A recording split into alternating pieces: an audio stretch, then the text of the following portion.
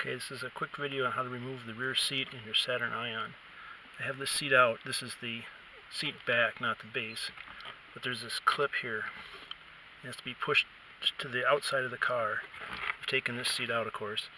I didn't find a good description online. You can see a couple bolts when you fold the seat down, but they do not have to come out.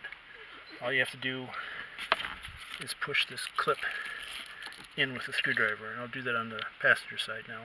Okay, so this is the passenger side rear seat back. Fold it down. Here's the clip area, and right here you got a screwdriver in here. Push this guy out. See if you can see that.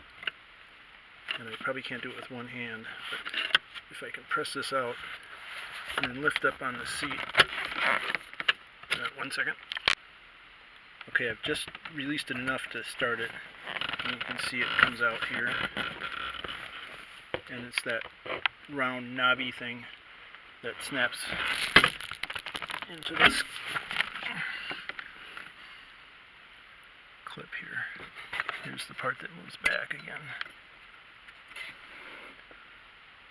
And so that's all you have to do.